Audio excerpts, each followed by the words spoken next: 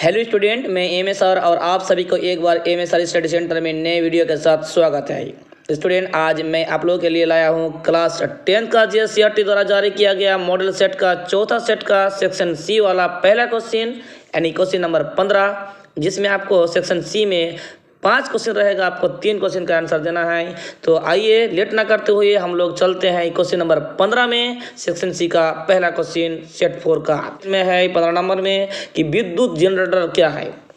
Question में है कि पहले आपको विद्युत जनरेटर का परिभाषा लिखना है, यह किस सिद्धांत पर कार्य करता है, आपको सिद्धांत लिखना है, इसका निर्माण यानी संरचना और कार्य प्रणाली के बारे में आपको वर्णन करना है। यानी इसमें 4 क्वेश्चन आपको दिया गया है, आपको सही आंसर लिखना है।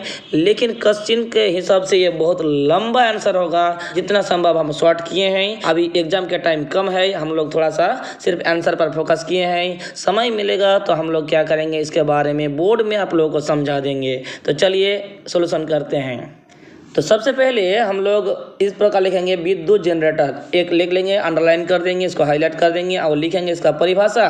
विद्युत जनरेटर एक ऐसी मशीन है जो यांत्रिक ऊर्जा को विद्युत ऊर्जा में बदलने का कार्य करती है। बस इतना ही लिखना है आपको कि विद्युत जनरेटर एक ऐसा मशीन है जो यांत्रिक ऊर्जा को विद्युत ऊर्जा में बदलता है। बस इसके बाद आ जाएंगे हम लोग सिद्धांत में। सिद्धांत क्या है, विद्युत जनरेटर मुख्य रूप से फैराडे का सिद्धांत पर कार्य करता है। बस इतना लिख के आप छोड़ सकते हैं, लेकिन फैराडे का सिद्धांत क्या है इसके बारे में हम लोग थोड़ा सा लिख लेंगे अगर समय मिलेगा तो।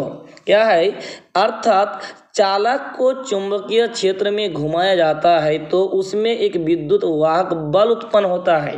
ये कौन कहा, ये फैराडे का सिद्धांत के अनुसार कहा जा रहा है। और यदि परिपथ पूर्ण होता है यानी सब कुछ अगर पूर्ण होता है तो धारा प्रवाह होने लगता है।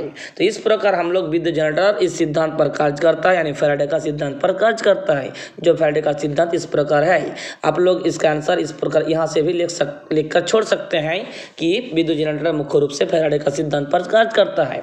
आप आ जाते हैं निर्माण में। क्या है निर्माण, यानी इसका संरचना के बारे में कहा जा रहा है। तो संरचना क्या है, हम लोग थोड़ा सा संरचना के बारे में हम लोग जानेंगे।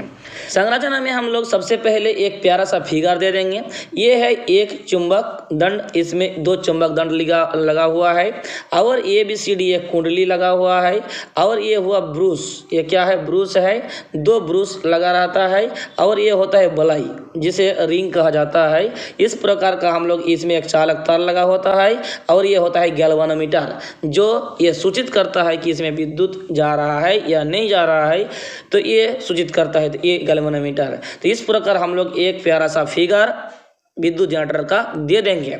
इसके बाद हम लोग इसका वर्णन अपनी भाषा में लिख लेंगे। किस प्रकार लिखेंगे, फिगर को फॉलो करके इस प्रकार लिख लेंगे कि विद्युत जनित्र में एक घूर्णी आयताकार कुंडली ABCD होती है। कभी हम लोग फिगर द्वारा आपको बोर्ड में समझा देंगे। अभी आंसर तो लिख लीजिए। जिसे किसी स्थायी चुंबक के 2 ध्रुवों के बीच रखा जाता है। ठीक है, इस कुंडली के 2 सिरों में 2 वलय R1 और R2, 2 वलय का नाम दिया गया है, R1 और R2 से संयोजित होते हैं। इन दोनों वलयों का भीतरी भाग विद्युत रोधी होता है, मतलब इससे विद्युत प्रवाह नहीं होता है। 2 स्थिर चालक ब्रूस B1 और B2 दिया गया है को पृथक पृथक रूप से क्रमशः वलय R1 और R2 में दबा कर रखा जाता है, ताकि वो स्लिप रिंग कहा जाता है, क्योंकि उसको टच करके वो घूमते रहे। दोनों वलयों R1 तथा R2 भीतर से दूरी से जुड़े होते हैं। चुंबकीय क्षेत्र के भीतर स्थित कुंडली को घूर्णन गति देने के लिए इसके दूरी को यांत्रिक रूप से बाहर से घुमाया जा सकता है। इसको बाहर से घुमाया जा सकता है। दोनों ब्रूसों के बाहर सिरे बाहरी परिपथ से विद्युत धारा के प्रभाव को दर्शाने के लिए गैल्वेनोमीटर, क्या गैल्वेनोमीटर से संयोजित होते हैं, यानी गैल्वेनोमीटर लगाया जाता है। इसमें दर्शाने के लिए लिखिएगा। तो इस प्रकार हम लोग विद्युत जनरेटर का संरचना लिख लेंगे।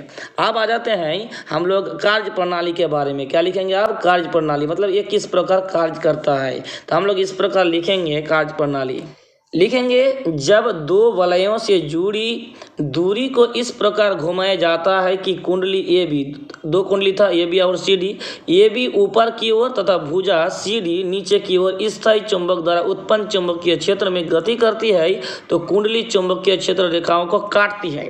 ठीक है, इस प्रकार लिखिएगा, जब कुंडली ए बी सी डी को दक्षिणावर्त घुमाया जाता है तब फ्लेमिंग के दक्षिण हस्त नियम के अनुसार इन भुजाओं में ए बी तथा सी डी दिशाओं के अनुदिश से प्रेरित विद्युत धारा प्रवाहित होने लगती है। तो हम लोग फ्लेमिंग का दक्षिण हस्त नियम यानी दाहिना हस्त नियम जो पढ़े थे उसमें ये क्लियर हो जाएगा। तो इसमें इसके बारे में हम लोग विस्तारपूर्वक और चर्चा करेंगे अगर समय मिलेगा तो फिर बाद में। इस प्रकार कुंडली में ए बी सी डी दिशा में प्रेरित विद्युत धारा प्रवाहित होती है। तो इस प्रकार हम लोग आज की इस वीडियो में सिर्फ एक ही क्वेश्चन का सॉल्यूशन हम लोग किए जो इस प्रकार है कि विद्युत जनरेटर होता क्या है, विद्युत जनरेटर का सिद्धांत है, अब विद्युत जनरेटर का कार्यप्रणाली तथा संरचना और निर्माण जिसे कहा जाता है उसके बारे में चर्चा किए। मुझे उम्मीद है कि आप लोगों को बेहतर ढंग से समझ में नहीं आया, लेकिन एग्जाम के हिसाब से सेंसर पर फोकस कर रहे हैं और समय के हिसाब से हम लोगों को काम करना पड़ता है। इसीलिए अभी आंसर को आप लिख लीजिए और बार बार लिख के प्रैक्टिस कीजिए। फिर भी किसी प्रकार का डाउट है तो कमेंट बॉक्स खाली है, आप अपना बेझिझक आप क्वेश्चन कर सकते हैं और शेयर करना मत भूलिएगा, किसी का फायदा होगा। और वीडियो अच्छा लगा है तो एक लाइक के साथ सब्सक्राइब बटन और बेल आइकन प्रेस करके इस चैनल के साथ जुड़ जाइएगा।